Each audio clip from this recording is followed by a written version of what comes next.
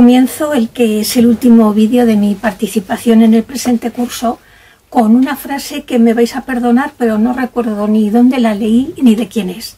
En todo caso, que quede claro que no es mía, porque no me gusta apropiarme del trabajo de los demás.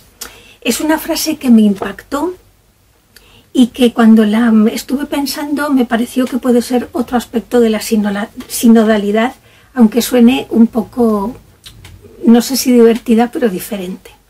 Mirad, la frase dice: ningún pastor enseñó nunca a las ovejas a ser ovejas, pero las ovejas enseñan siempre a los pastores a ser pastores. Digo que puede ser otro aspecto de la sinodalidad, cambiar un poco la dirección del diálogo y de la iniciativa.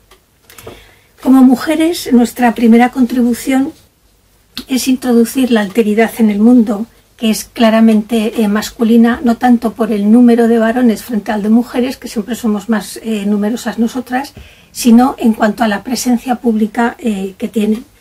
Sin alteridad la vida se empobrece, se seca y vamos, ni que mencionar lo que se pierde una institución como la Iglesia, cuando las mujeres existimos solamente en la imaginación de los varones, lejos, es verdad, que de la difícil pero vivificante relación mutua, que puede ser complicada pero es muy necesaria. Es importante, es necesario que los sacerdotes, que son varones, evidentemente, aprendan sobre la condición humana tal como la vivimos las mujeres, y más aún ya que los sacerdotes tienen la tarea de servir en y a una iglesia que quiere ser entendida como materna y por ello precisamente femenina. Recordemos que el Papa Francisco dice que es la iglesia y no el iglesia. Donde mejor seguimos encontrando ejemplos que ilustren este asunto es sin duda alguna en la Biblia. En este caso me voy a fijar en el primer libro de Samuel, en la historia de Ana, la esposa de Elcaná y madre de Samuel. A ver, todos sabemos que ella, Ana, como otras muchas mujeres de la Biblia, es estéril, y ella implora de una forma muy valiente a Dios que le dé un hijo, y lo hace en el templo, a unas sabiendas de que puede ser despreciada por Elí, por el sacerdote. Ella insiste en esa petición a Dios. Dios le concede un hijo varón, Samuel, que será el que llegue a ungir al primer rey de Israel. Ana responde con el famoso cántico, que no deja de ser una primera versión del Magnificat. Hasta aquí una historia bonita, como hay otras muchas en la Biblia, en las que Dios concede a una mujer la felicidad a través de ser madre. Sin embargo, hay textos en los que se nos escapa algún detalle que nos puede servir para ilustrar muy bien algún aspecto en concreto que queremos destacar. Ella había prometido que si tenía un hijo varón lo consagraría al servicio de Dios en el templo, y así lo hace, lo deja en el templo. Pero eso no significa que abandone al hijo, ni mucho menos. Ana lo visita todos los años, algo que podría caber en lo normal, pero el detalle es este. Dice que cada año lo visita llevando un traje que ella misma ha hecho con sus manos. Esto, que es un gesto femenino y materno, el del cuidado, en el caso de Ana es atención y cuidado por el hijo, y en este caso además todavía es la atención de una madre y la capacidad de desprendimiento dejándolo vivir su vocación. Es decir, que Ana como madre ni controla al hijo ni lo olvida. Esto es lo importante porque es un rasgo muy a tener en cuenta en la figura del sacerdocio ministerial femenino, que lejos de sentirse parte de una élite, de una casta elegida y con derecho sobre todo a actuar sobre las vidas ajenas, actúa respetando la libertad, no olvidando los vínculos y de una forma no invasiva en la vida del prójimo, en el caso de Ana, en la vida de su hijo. Sería una característica del sacerdocio ministerial femenino a tener en cuenta. ¿Por qué? Porque nosotras hemos tenido bastante ejemplo de lo que es el sacerdocio vivido de otra manera y no creo que pretendiéramos nunca copiar las formas, por así decir, ¿no? Entonces, el ejemplo de Ana nos podría servir en ese sentido. Es de imperiosa necesidad revisar nuestra actual eclesiología, que está dentro de una teología tradicionalmente piramidal, que ha reforzado esa identidad que tiene el sacerdote como perteneciente a una élite especial. La eclesiología no puede atenerse solamente a estar hecha y reflexionada por el clero. La Iglesia tiene que tener más voces, como una coral polifónica, donde la voz de las mujeres no puede ser ignorada ni despreciada. No se trata de hacer ejercicios teóricos, porque eso todos podemos tener mucha capacidad para la teoría, siempre la práctica suele ser lo más complicado, ¿no? Y la Iglesia necesita una acción lo más rápida posible en la que, acogiendo la voz de las mujeres como interlocutoras, ayude a ir transformando la identidad piramidal en identidad lineal, donde nadie destaque sobre los demás. En la Iglesia actual es muy necesaria la acción del diálogo y de la conversación entre varones especialmente ordenados y mujeres, para que ellos puedan ser constituidos en un tú, al ser la mujer la que diga yo. ¿Por qué digo esto? Porque sólo así se puede redefinir la identidad mutua. La de las mujeres porque se ven como sujetos con capacidad de hablar, posibilidad de hablar y de aportar, y no solamente como objetos pasivos que reciben órdenes, y la del varón porque va a tener una interlocutora a su misma altura. No se trata de una conversación sin más, se trata de practicar y de ejercer la diaconía de la palabra, y resalto que palabra va con mayúscula, porque solo desde la palabra podemos avanzar. El diálogo y la conversación tienen que ser camino de conversión cultural que rompa lo que comentábamos en el vídeo, creo que era en el vídeo segundo, todo eso que ha venido externo de la sociedad, digamos, y del mundo, que se ha fijado en la Iglesia y que ha desvirtuado su imagen, por una parte, y también de conversión pastoral que nos ayude a avanzar al mismo paso, porque ya sabemos que si vamos a distinta velocidad será muy difícil conseguir alguna cosa positiva. De esta diaconía de la palabra, insisto que con mayúscula, hoy por hoy las mujeres estamos excluidas. Es verdad que estamos en primera línea cuando se trata de la diaconía del servicio, aunque suene a redundancia, porque de hecho diaconía es servir, ¿no? Pero digamos de la diaconía del servicio, donde más se nos necesita, donde más necesaria tiene que estar la Iglesia, sí que está la mujer. Pero actuamos de una manera sin reconocimiento institucional, y cuando digo sin reconocimiento no me refiero al reconocimiento que puede dar el mundo de condecoraciones y medallas, sencillamente se trata al reconocimiento de saber, de estar haciendo la misma labor que muchos varones y que como tal a nosotras no se nos reconoce. Timoteo, en su primera carta, en el capítulo 2, dice: «No consiento que la mujer enseñe ni que domine sobre el varón, sino que permanezca sosegada». Bueno, pues estas palabras siguen estando presentes y asociadas al privilegio sacerdotal ligado a la diaconía de la palabra. Las mujeres no somos ni mejores ni peores, somos diferentes, y esa diferencia es la que necesita la Iglesia en este momento sinodal, en este momento del camino sinodal.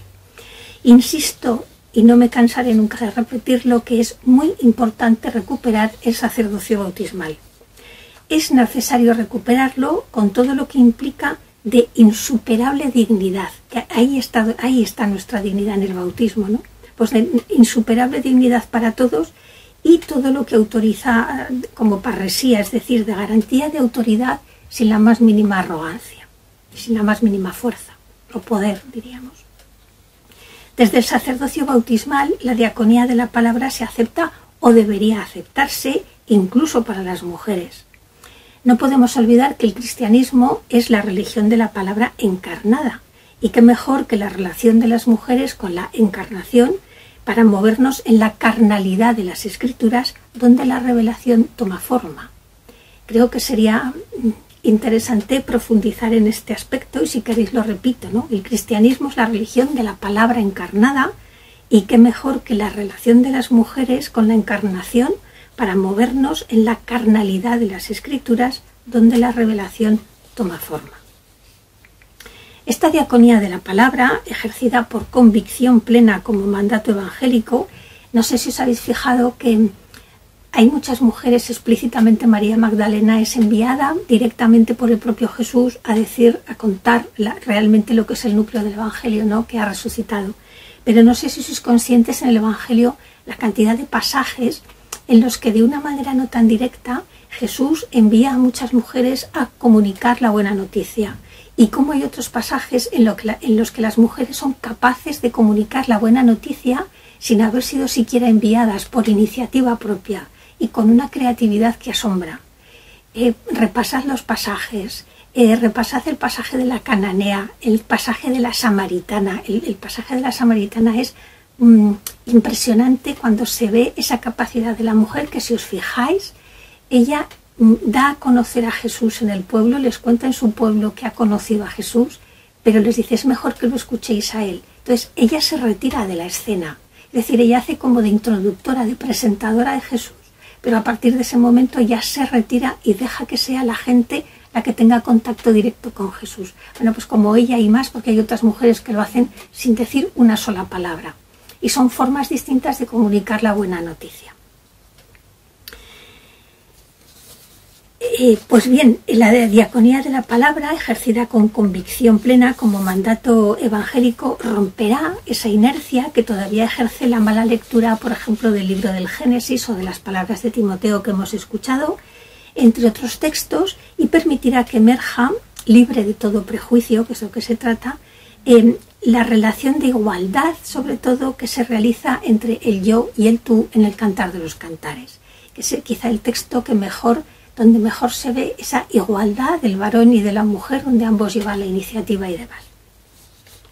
Todo lo dicho hasta ahora necesita mucha creatividad, porque aunque es verdad que la Iglesia en general tiene unas necesidades comunes, y porque ahora en el mundo tan globalizado que vivimos, lo que sucede en un sitio sucede en el otro y lo estamos viendo constantemente, sin embargo, en cada comunidad, en cada iglesia particular, vamos a decir así, puede haber características o necesidades muy concretas, ¿no? Hay que tener en cuenta la creatividad, porque los ministerios no los podremos enumerar en una lista sólida y cerrada, sino que dependerán de lo que el Espíritu suscite según las necesidades de cada comunidad. Y eso hay que tenerlo en cuenta. No vayamos ahora a caer en el dogmatismo de que todos los ministerios tienen que ser igual en todas las partes del mundo, porque eso sería ir al otro extremo del problema o crear incluso otro problema. La Iglesia deberá mirar a su alrededor y recordar las palabras que escuchamos de Karl Rahner en el vídeo primero, para que, cito las palabras de Rahner, que la Iglesia no viva en un mundo de pura teoría, alejada de la vida, haciendo declaraciones desconectadas de la obstinada realidad. Y nuestra realidad en este momento implica poner sobre la mesa el ministerio del diaconado para las mujeres, porque el proceso se inició en el Concilio Vaticano II, en el contexto de su teología y por lo tanto de su eclesiología, al abrir espacios diversos para las mujeres y sobre todo para el ministerio del diaconado. Los argumentos que utilizó para hacerlo fueron los más fuertes que se pudieron encontrar según la voluntad de Dios, que todos somos iguales en dignidad como imagen de Dios que somos todos, mujeres y varones, y que todos somos pueblo de Dios. Lumen Gentium, en su número 29, deja clarísimo que los diáconos son ordenados no en orden al sacerdocio, sino en orden al ministerio. Por tanto, el diaconado, como ya dijimos, es un grado ministerial. ¿Por qué desde que terminó el Concilio Vaticano II no se ha avanzado en este camino? Pues realmente es una buena pregunta que entre todos deberemos responder más bien pronto que tarde, pero sobre todo tenemos que creer, estar convencidos de que todavía estamos a tiempo de poner en práctica el Vaticano II. Insisto en que hay que estar abiertos a la creatividad del espíritu, porque pueden aparecer ministerios impensables hasta ahora, que no se nos hayan ocurrido a nadie, y que estén destinados a ayudar en el cambio de la teología. Recordemos que si cambia la teología, cambiará la estructura de la Iglesia. Si cambia la estructura de la Iglesia, también cambiará la comprensión de la comunidad. Y todo eso lo necesitamos en el camino sin olvidar que hay que empezar a trabajar en la reestructuración del Código de Derecho Canónico. Todo lo que se pueda hablar y profundizar en un serio debate sobre el lugar que hay que darle a las mujeres en la Iglesia tiene que tener como premisas una reflexión abierta a la amplitud de la sacramentalidad de la Iglesia, como nos dice la primera carta de Pedro, cuando dice: vosotros sois un linaje elegido, una nación santa, un pueblo adquirido por Dios, para que anunciéis las proezas del que os llamó de las tinieblas a su luz maravillosa. Y podemos añadir, si queremos, las palabras de Pablo en Gálatas 3, cuando dice: os habéis revestido de Cristo. recuperemos, e insisto una vez más, cuanto antes, la centralidad del sacerdocio bautismal, ese que tenemos todos desde el mismo instante de nuestro bautismo, todos, varones y mujeres, porque solo desde el sacerdocio bautismal podremos actuar en términos de autoridad, nunca de poder, y de responsabilidad en el testimonio y en la misión y en la sacramentalidad de los gestos de la vida ordinaria. Es decir, no tenemos que estar esperando siempre acontecimientos extraordinarios, magníficos o maravillosos, no, en los gestos de la vida ordinaria. Es decir, cuando servir al prójimo, al hermano, al otro, aunque sea muy diferente, sea lo sintamos y lo vivamos como una manera de ser Cristo, pero para Cristo a quien vemos y reconocemos en el prójimo, en el hermano o en el otro, aunque sea totalmente diferente a nosotros. El debate sobre los ministerios en toda su diversidad, ordenados, instituidos o simplemente confiados, tiene ya el carácter de urgente para las mujeres y sobre todo para la propia Iglesia. Bien, puede que algunos que hayáis visto estos vídeos, pues alguna cosa de la que he dicho o algunas cuestiones de las que he tratado os hayan podido, no sé, pensar que vamos demasiado lejos, pero pensar que la audacia de las mujeres, si conocéis un poquito la historia de la Iglesia, veréis que la audacia de las mujeres en nuestra relación con Dios nos lleva a pensarlo y nos ha llevado siempre, y ahora también, a pensarlo y a vivirlo de una manera muy diferente a cómo se presenta en los discursos y en las reflexiones teológicas de pensamiento masculino clerical, donde sí son discursos muy razonables cuando hablan de él, pero donde el corazón tiene muy poca cabida. Y hablo de sentimiento, no de sentimentalismo, que sería una cosa horrorosa. Eso hay que tenerlo muy presente. Y que a las características del sacerdocio que vimos en el vídeo anterior habrá que sumar, en el caso de las mujeres, en el caso del sacerdocio ministerial para las mujeres, la característica de la audacia femenina, que si puede ayudar a que los pastores sean pastores, mucho mejor. Muchas gracias.